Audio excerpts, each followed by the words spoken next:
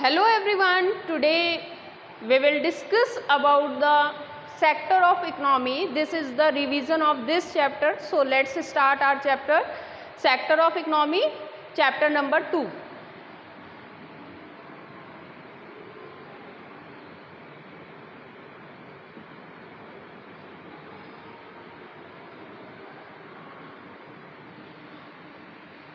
So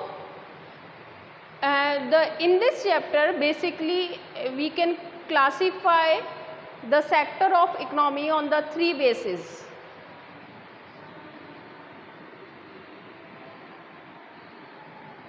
First, on the basis of economic activity.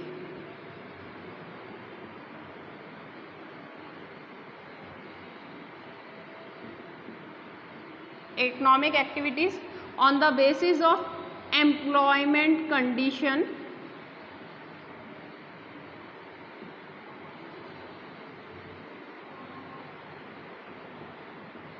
and on the basis of ownership. So, first of all, we discuss in detail economic activities.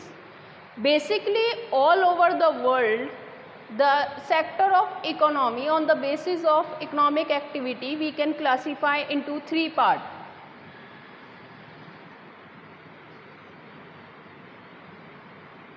Primary sector,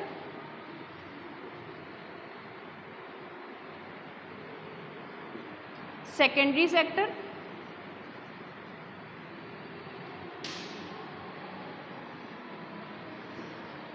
and service sector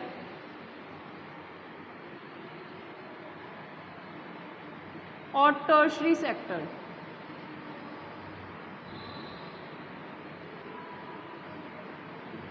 So, first of all, which activities include in a primary sector? And economic activities, first of all we discuss about the economic activities. What are the economic activities? बेटा all activities by which we earn money, जो भी activities हैं जिनके basis पर हम हमारी money earn करते हैं, they all are economic activities, जहाँ से हम लीगली पैसा कमाते हैं, वो सारी की सारी इकोनॉमिक एक्टिविटीज़ हैं. तो basically the economic activities classify primary sector, secondary sector and tertiary sector. ये जो क्लासिफिकेशन है it is applicable in all over the world of countries. So basically primary sector में which activities we include, just like an example, which are basically the people engage who are in exploitation of natural resource and produce the goods from the natural resource. जो natural resource को use कर और production कर रहे हैं और कमा रहे हैं, they are included in primary sector. For example agriculture के अंदर हम लैंड रिसोर्स को यूज़ करते हैं और वहाँ से हम प्रोडक्शन करते हैं और प्रोडक्शन को जो फार्मर्स है वो सेल आउट करता है and that is the income of farmer. So in primary activity basically we include agriculture,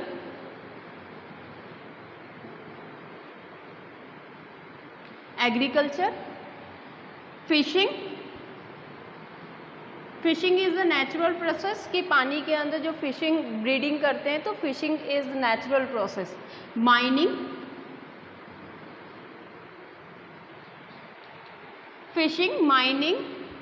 dairy farming यानी कैटल rearing.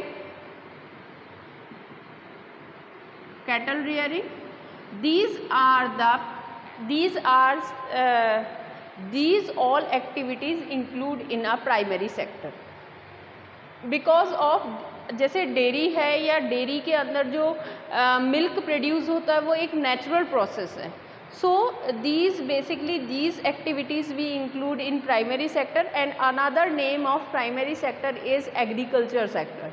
बेसिकली जो मेनली एग्रीकल्चर के सराउंडिंग ये चीज़ें घूमती हैं, तो इसीलिए हम एग्रीकल्चर सेक्टर को भी जो प्राइमरी सेक्टर है that is also called agriculture sector. So next one, we include secondary sector. अब secondary sector, which activities we include in secondary sector?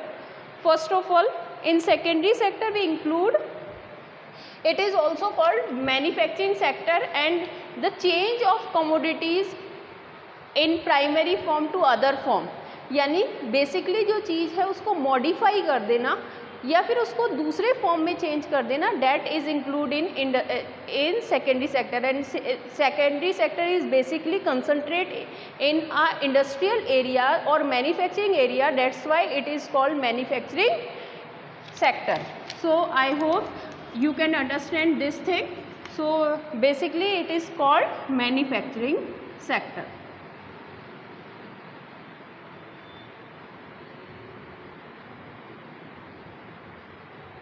And all industries, for example, अगर मैंने wheat एक natural product है जो farmer ने primary sector में obtain किया, अगर वीट से we convert it into in a flour, यानी उसे मैंने आटे में कन्वर्ट कर दिया, तो जो आटा बना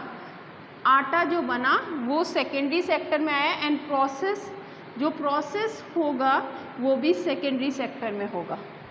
यानी जो फ्लोर है वो मैन्युफैक्चरिंग सेक्टर, यानी उसका जो फॉर्म है वो चेंज हो गया.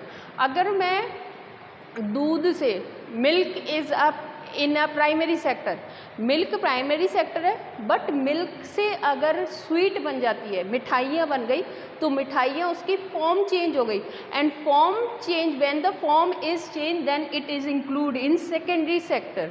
So I hope you can understand the what I can say to you. And now the last one is tertiary sector. So tertiary sector is mainly concentrate in a service sector. So all services are included in service sector. जितनी भी services हैं वो सारी की सारी किसके अंदर आती है? सर्विस सेक्टर और टर्शियरी सेक्टर के अंदर इंक्लूड होती हैं. सो सर्विसेज फॉर एग्जांपल, अगर आपके प्लम्बर आता है नल ठीक करने, इलेक्ट्रीशियन आता है, डॉक्टर है, डॉक्टर सर्विस दे रहा है, teacher, these all are policeman, police के अंदर सिक्योरिटी उनकी सर्विसेज है. तो these all kinds of services, whether any kind of services, they all are include in service sector. आपके घर में होम डिलीवरी करने कोई भी प्रोडक्ट की अगर सेल्समैन आता है तो that is also in service sector. कोई भी सर्विसेज हो, रेस्टोरेंट में अगर आपको वेटर ने आपको कुछ भी पकड़ाया तो that is also include in service sector. तो these all are in service sector. Now discuss what are the trend nowadays in India. India के अंदर अब बात करते हैं कि इंडिया के अंदर इन सेक्टर्स को लेकर क्या ट्रेंड है. अच्छा, फर्स्ट ऑफ ऑल अगर हम इन सब की वैल्यू, मान लीजिए वीट की वैल्यू इसकी, कोई भी वीट है, जितना भी प्राइमरी सेक्टर में प्रोडक्शन हुआ उसकी वैल्यू, सेकेंडरी सेक्टर में जितना भी प्रोडक्शन हुआ उसकी वैल्यू, और टर्शियरी सेक्टर में जितना भी प्रोडक्शन हुआ उसकी वैल्यू. अगर मैं इन तीनों की वैल्यूज़ को, प्रोडक्शन ऑफ वैल्यू, किसकी? प्रोडक्शन ऑफ वैल्यू, इन सब की प्रोडक्शन ऑफ वैल्यू को, प्रोडक्शन ऑफ वैल्यू को प्लस कर देती हूँ, ऐड कर देती हूँ. Now we get GDP. Now we get GDP. Now what is the full form of GDP? तो GDP means gross domestic product. GDP means GDP. GDP means gross domestic product. Gross domestic product. Now what are the definition of gross domestic product? The sum of primary sector, secondary sector and tertiary sector is called GDP. यानी the production of values in primary sector, in secondary sector और in tertiary sector is called GDP. GDP means the gross domestic product. काफ़ी बार ये 1 marks के question में इसकी full form आ जाती है. तो जितनी भी कंट्री की प्रोडक्शन, जितना भी कंट्री में प्रोडक्शन हो रहा है वो किसी ना किसी सेक्टर में होगा. या तो वो प्राइमरी सेक्टर में होगा, या वो सेकेंडरी सेक्टर में होगा, या वो टर्शरी सेक्टर में या सर्विस सेक्टर में होगा, यानी इनके बाहर कोई भी प्रोडक्शन इंक्लूड नहीं होता।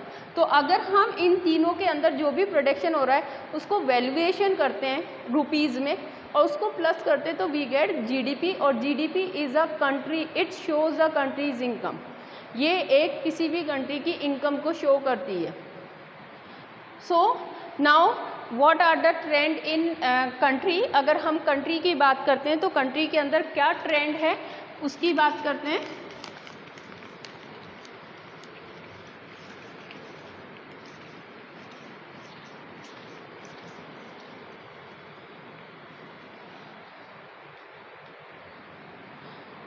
First of all, we see in the primary sector the data, or by we understand this concept by the bar diagram.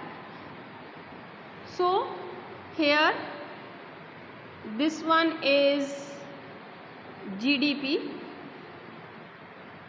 and here is 2011 and 2010. Sorry, here is GDP and employment.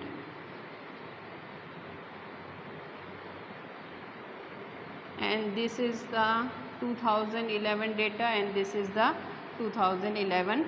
ये GDP का है and this one is employment. So here GDP is in primary sector. This one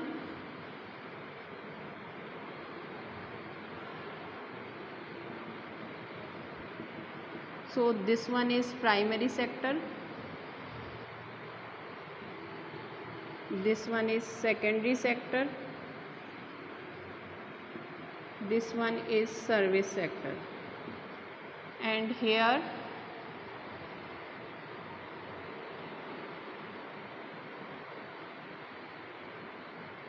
primary sector,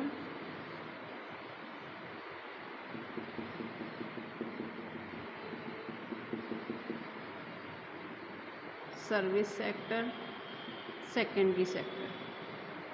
So here you can compare the condition of GDP and employment situation of the country right now. हमारी country के अंदर अगर मैं GDP की बात करूं तो GDP में सबसे ज़्यादा जो कंट्रीब्यूशन है, जो सबसे ज़्यादा वैल्यू और सबसे ज़्यादा जो प्रोडक्शन हो रहा है वो सर्विस सेक्टर में हो रहा है। दिस इज़ जीडीपी, और जीडीपी के अंदर जो सबसे ज़्यादा पैसा या जीडीपी के अंदर जो सबसे ज़्यादा पैसा इंक्लूड हो रहा है, सबसे ज़्यादा अर्निंग जो हो रही है, सबसे ज़्यादा प्रोडक्शन जो हो रहा है वो सर्विस सेक्टर का हो रहा है। Here we clearly understand this thing. उसके बाद में सेकेंडरी सेक्टर का, एंड सबसे लास्ट में जो जीडीपी कंट्रीब्यूशन है that is in primary sector. वो किसका है? प्राइमरी सेक्टर का। But if we compare by the employment condition, अगर हम एम्प्लॉयमेंट के अकॉर्डिंग उसे एम्प्लॉयमेंट को सेग्रीगेट करते हैं कि कौन सा इंसान कहाँ काम कर रहा है, तो प्राइमरी सेक्टर के अंदर सबसे ज़्यादा लोग काम कर रहे हैं, सेकेंडरी सेक्टर में, उसके बाद में सेकेंडरी सेक्टर और सर्विस सेक्टर में काम कर रहे हैं, जबकि सर्विस सेक्टर में कम लोग काम करके भी ज़्यादा प्रोडक्शन कर रहे हैं, और सेकेंडरी सेक्टर में जितने लोग काम कर रहे हैं उसके प्रोपोर्शन वो उनको प्रोडक्शन हो रहा है। बट प्राइमरी सेक्टर में मोर देन 50%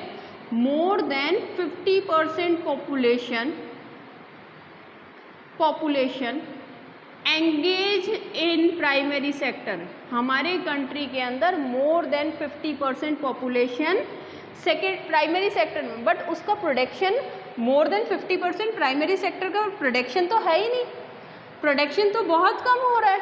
सो हमें ये समझ में आता है कि जो पॉपुलेशन है, जितना प्रोडक्शन उसकी होनी चाहिए रियल में उतना नहीं है। तो इसके पीछे रीज़न क्या है? ये क्वेश्चन 3 मार्क्स के क्वेश्चन में आता है सीबीएसई में मोस्ट ऑफ प्रोबेबली, कि what are the reason behind it. तो mainly the reason is disguise unemployment, means the overburden of this sector. जितनी यहाँ पर एम्प्लॉयमेंट कंडीशन या एम्प्लॉयमेंट नहीं है, जितने ज़्यादा लोग काम कर रहे हैं। Disguise unemployment means the people, if एक फील्ड है, मान लीजिए ये एग्रीकल्चर फील्ड है, यहाँ पर 5 लोगों की ज़रूरत है, और यहाँ पर 8 लोग काम कर रहे हैं। अगर मैं इन 3 लोगों को बाहर किसी दूसरे काम में लगा दूं तब भी यहाँ प्रोडक्शन पर कोई इफेक्ट नहीं पड़ेगा। इट मीन्स दिस कंडीशन की रियल में 5 लोगों की ज़रूरत है और काम 8 लोग करें, तो this situation is called disguise unemployment और under employment.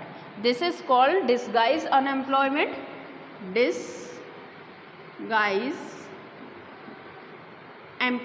Unemployment, disguise employment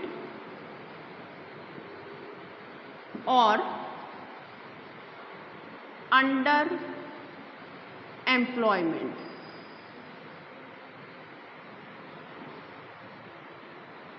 this is called disguise unemployment और under employment. So how can remove this situation of in India? अब हमारे पास आता है ये क्वेश्चन, लास्ट ईयर भी आया था कि write the 3 suggestions how can we remove the disguise unemployment from the country. हम कंट्री से डिसगाइज अनएम्प्लॉयमेंट कैसे हटा सकते हैं? तो इसके पीछे बहुत सारे रीजंस हैं, तो हम उसके बारे में बात करते हैं।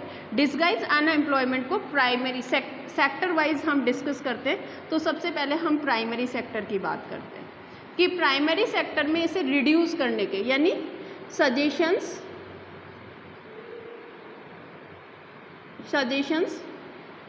फॉर रिड्यूसिंग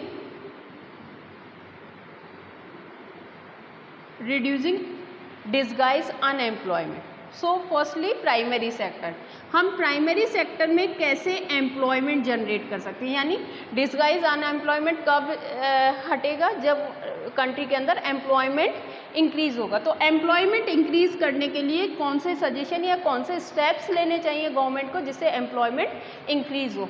तो फर्स्टली प्राइमरी सेक्टर के अंदर अगर पीपल, आज भी हम देखते हैं कि हमने हमारी लास्ट क्लास के अंदर ये डिस्कस किया है कि जितना भी पुअर्टी सबसे ज़्यादा एग्जिस्ट रूरल एरियाज़ में, और आज भी लोग सबसे ज़्यादा, हम इससे नेक्स्ट वाले चैप्टर में डिस्कस करेंगे कि आज भी रूरल एरियाज़ के अंदर most of people in formal sector से लोन ले रहे हैं, यानी इनफॉर्मल सेक्टर से जो लोन प्रोवाइड हो रहा है डैट इज़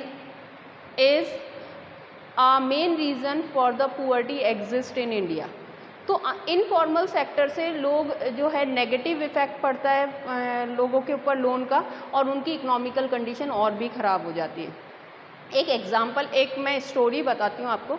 एक स्वप्ना, आपकी बुक के अंदर भी एक स्वप्ना है जो आपने 9th क्लास में पढ़ी थी कि एक स्वप्ना है, वो उसके पास इतना ही प्रोडक्शन हुआ कि जिससे कि वो उसका प्रोडक्शन कि इतना ही प्रोडक्शन हुआ लास्ट ईयर कि वो प्रोडक्शन से उसका घर चल सका। तो अब की बार जो प्रोडक्शन करने के लिए उसे इनपुट्स के लिए, सीड्स के लिए, प्लगिंग के लिए, इनके लिए उसके पास पैसा नहीं है। तो वो किसके पास गई? गांव के जमींदार के पास गई, और जो लैंडलॉर्ड है वहाँ के या बिग फार्मर्स हैं उनके पास गई। जब वो वहाँ पर गई तो उसको बहुत हाई इंटरेस्ट रेट बताया, और साथ में एक कंडीशन रखी कि आप डेली मेरे फील्ड में वर्क करने आओगी और जितना भी प्रोडक्शन होगा वो आप मुझे ही सेल करोगी। अब क्या होता है कि बाय द वे जो प्रोडक्शन है वो due to the drought, rainfall उस साल नहीं होती है और उसका प्रोडक्शन उस साल नहीं हो पाता है अच्छा। तो जितना भी प्रोडक्शन हो उसे ले लेता है, और उसके इंटरेस्ट में, और जो उसने पुराना लिया था, उसने उधार ली थी, उसमें बैलेंस कर देता है। तो इस बार उसको सरवाइव करने के लिए, उसके पास बेसिक नीड्स को फुलफ़िल करने के लिए भी पैसा नहीं होता है। तो इस तरीके का जो लोन होता है वो नेगेटिव इम्पैक्ट डालता है। तो अब इनफॉर्मल सेक्टर में इसीलिए फार्मर्स को इनपुट्स की प्रॉब्लम होती है। तो गवर्नमेंट को प्राइमरी सेक्टर में लो इंटरेस्ट रेट पर लोन प्रोवाइड करवाने चाहिए, यानी लो इंटरेस्ट रेट पर लोन प्रोवाइड करवाने चाहिए। लो इंटरेस्ट रेट लोन प्रोवाइड लो इंटरेस्ट रेट लोन्स। अब लोन मिलेगा तो वो अपने फील्ड के अंदर, मान लीजिए वही स्वप्ना थी, वो वहाँ पर लोन के लिए इनपुट्स अपने इजीली परचेज कर सकती है और उसे इजीली जब उसका प्रोडक्शन होगा तो मार्केट में उससे ज़्यादा अच्छी, जो वो जमींदार या लैंडलॉर्ड परचेज कर रहा था उससे ज़्यादा अच्छी रेट पर वो मार्केट में बेचकर और अपना खुद का घर भी चला सकती है और गवर्नमेंट को भी वो इजीली लोन की जो किस्तें आती हैं, इंस्टॉलमेंट आती है, वो पे कर सकती है। तो लोन लोअर कॉस्ट पर होना चाहिए। साथ में गवर्नमेंट को इंफ्रास्ट्रक्चर डेवलप करना चाहिए रूरल एरियाज़ में। अगर इंफ्रास्ट्रक्चर डेवलप होगा रूरल एरियाज़ में, जैसे रोड बनाने का काम, तो रोड से उनको वहाँ पर एम्प्लॉयमेंट जनरेट होगा उसके सराउंडिंग एरियाज़ में। नेक्स्ट, इसके बाद में गवर्नमेंट को डैम्स बनाने चाहिए जिससे इरिगेशन फैसिलिटी या इरिगेशन की डैम्स, डेवलप डैम्स, यानी क्या करना चाहिए वहाँ पर, डेवलप डैम। तो डैम बनेगा तो डैम में भी एम्प्लॉयमेंट जनरेट होगा और साथ में वहाँ का वाटर लेवल ऊपर आएगा तो इरिगेशन की जो प्रॉब्लम है, जो जिनके फील्ड के अंदर पानी की वजह से खेती नहीं हो रही थी, उन एरियाज़ में भी वो एग्रीकल्चर कर सकते हैं, तो इरिगेशन फैसिलिटी मिल पाएगी।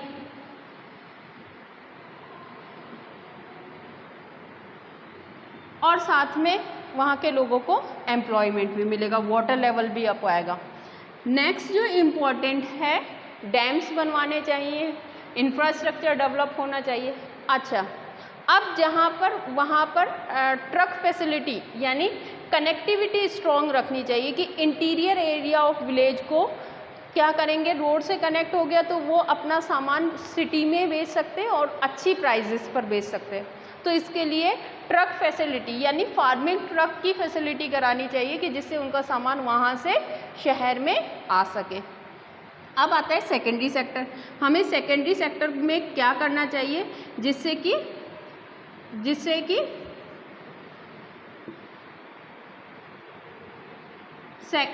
कि एम्प्लॉयमेंट इंक्रीज हो। तो सेकेंडरी सेक्टर के अंदर हमें agro based industries rural areas में सेटअप करनी चाहिए क्योंकि वहाँ पर रॉ मटेरियल इजीली मिल रहा है। मान लो कहीं पर पोटैटो प्रोड्यूसिंग एरिया है, पोटैटो प्रोड्यूसिंग यानी वहाँ पर आलू बहुत सारे प्रोड्यूस होते हैं, तो वहाँ पर अगर चिप्स फैक्ट्री इंस्टॉल की जाएगी तो जो वहाँ का सरप्लस रॉ मटेरियल है वो भी यूज़ हो जाएगा और साथ में वहाँ के सराउंडिंग पीपल्स को एम्प्लॉयमेंट भी मिलेगा। यानी एग्रो बेस्ड इंडस्ट्रीज़ लगानी चाहिए। अब दूसरी कि जैसे छोटी जो कॉटेज इंडस्ट्रीज़ है उनको एम्फेसाइज करना चाहिए बढ़ाने के लिए, जैसे अचार बनाने की फैक्ट्री, अगर अचार के लिए जो रॉ मटेरियल है, जो सब्जियां हैं वो इजीली मिलेगी और वहाँ पर अचार को बनाकर वो अच्छी रेट और उनका जो इनकम है वो ज़्यादा अर्न कर सकते हैं। यानी अचार बनाने की जो एग्रो बेस्ड इंडस्ट्रीज़ है, ऐसी स्मॉल इंडस्ट्रीज़ भी सेटअप कर सकते हैं। यानी वहाँ पर किसको बढ़ावा देना चाहिए, स्मॉल इंडस्ट्रीज़ को। अब आता है टर्शरी सेक्टर। टर्शरी सेक्टर में ट्रांसपोर्टेशन इंक्रीज़ करना चाहिए। सर्विस सेक्टर का सबसे इम्पॉर्टेंट रोल है ट्रांसपोर्टेशन। जितना स्ट्रॉन्ग ट्रांसपोर्टेशन होगा तो ट्रांसपोर्टेशन में ड्राइवर की ज़रूरत होगी, तो व्हीकल्स की ज़रूरत होगी, व्हीकल्स में ड्राइवर्स की ज़रूरत होगी और ड्राइवर को ऑटोमेटिक वहाँ के लोगों को एम्प्लॉयमेंट मिलेगा। यानी ट्रांसपोर्टेशन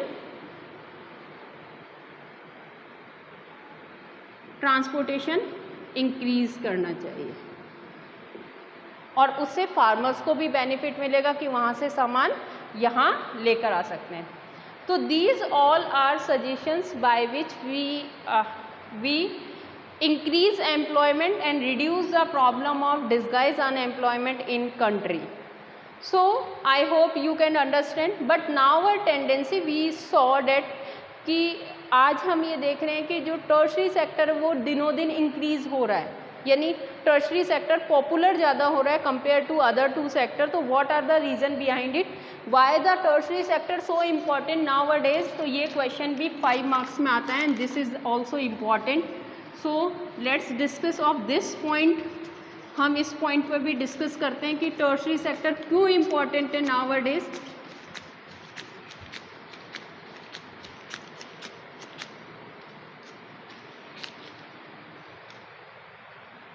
Listen, tertiary sector क्यों important है nowadays? Tertiary, why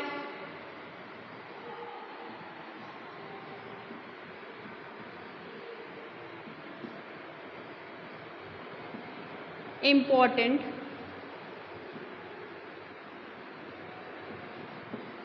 nowadays.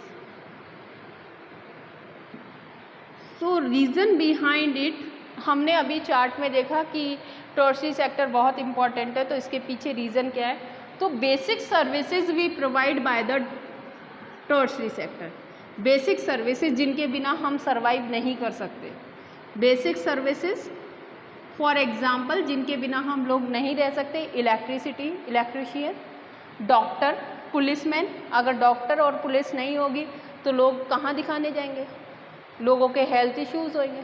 अगर पुलिस नहीं होगी तो लोगों में डर नहीं होगा और लोग क्राइम ज़्यादा करेंगे, यानी हम लोग पीसफुली नहीं रह सकते। तो these are the basic amenities और basic services which we can not survive in any place. So these that's why the tertiary sector is important. Now second point is, it is by this sector we can develop the secondary and tertiary sector, यानी हम इस sector से tertiary और secondary sector को develop कर सकते हैं। तो by this sector it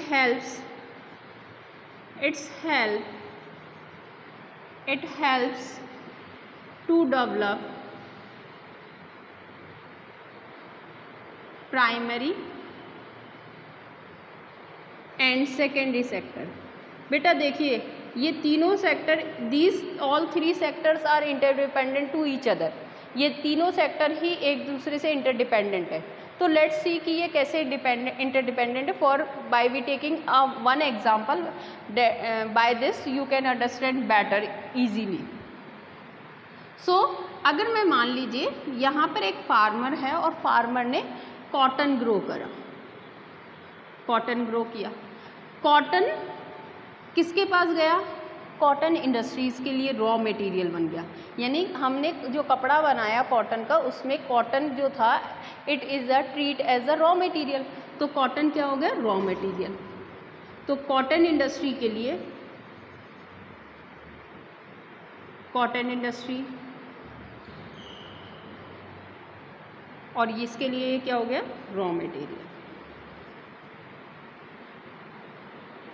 ठीक है। अब कॉटन को, कॉटन से जो इंडस्ट्री से कॉटन क्लॉथ बना वो मार्केट में सेल होने जाएगा, और सेल जो होगा वो ट्रांसपोर्टेशन से होगा। यानी जो सेल किया, इसको जो सेल किया वो सेल करने के लिए मार्केट चाहिए, और मार्केट में पहुंचाने के लिए ट्रांसपोर्टेशन चाहिए, यानी ट्रक चाहिए उसकी लोडिंग के लिए। तो truck and transportation include transportation, और उससे कहाँ गया वो? Market. Okay, so we can see here cotton किस में है? प्राइमरी सेक्टर में। Cotton industry secondary sector.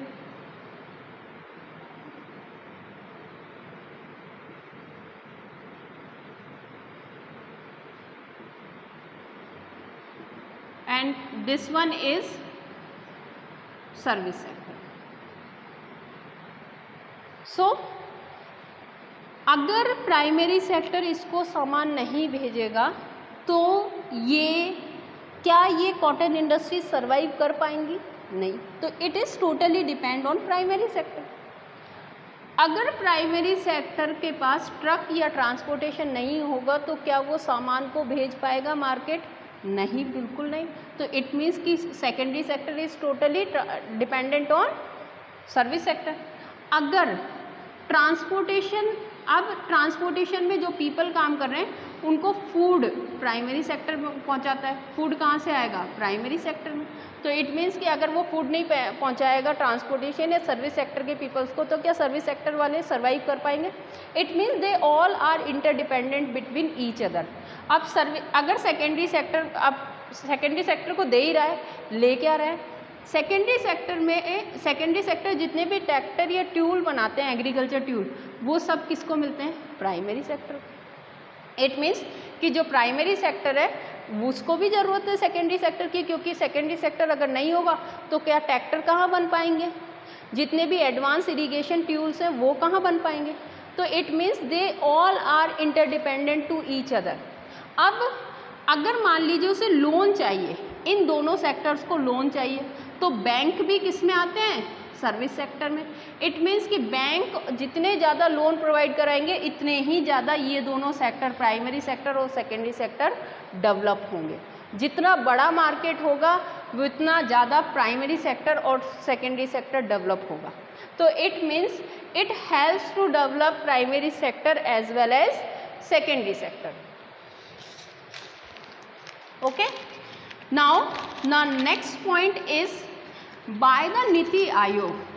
अगर हमने ये देखा, नीति आयोग ने ये बताया कि टूरिस्ट सेक्टर को अगर हम इंक्रीज करते हैं तो हमारी कंट्री में 15 लाख जॉब अपॉर्चुनिटीज़ नई निकल आएंगे। साथ में थर्ड पॉइंट है कि आज लोगों की इनकम राइज, यानी इनकम लेवल राइज हो रहा है। इनकम लेवल राइज हो रहा है तो इनकम लेवल राइज होने की वजह से वो न्यू सर्विसेज की डिमांड कर रहे हैं, लोग न्यू सर्विसेज की डिमांड कर रहे हैं। इस just like a home delivery, restaurant, outing, picnic, तो इन सब की वजह से भी सर्विस सेक्टर डेवलप हो रहा है। Fourth point and last point is important, that is आज इनकम लेवल राइज होने के साथ साथ आईटी सेक्टर बहुत डेवलप हो रहा है, और आईटी सेक्टर के अंदर जो नई सर्विसेज आ रहे हैं, आईटी सेक्टर के साथ साथ न्यू सर्विसेज जो जनरेट हो रही है, उनकी वजह से भी न्यू सर्विसेज या न्यू टेक्नोलॉजी की वजह से न्यू सर्विसेज जनरेट हो रही हैं, और इसलिए भी जो सर्विस सेक्टर है वो इंक्रीज हो रहा है। New technology and new services generate.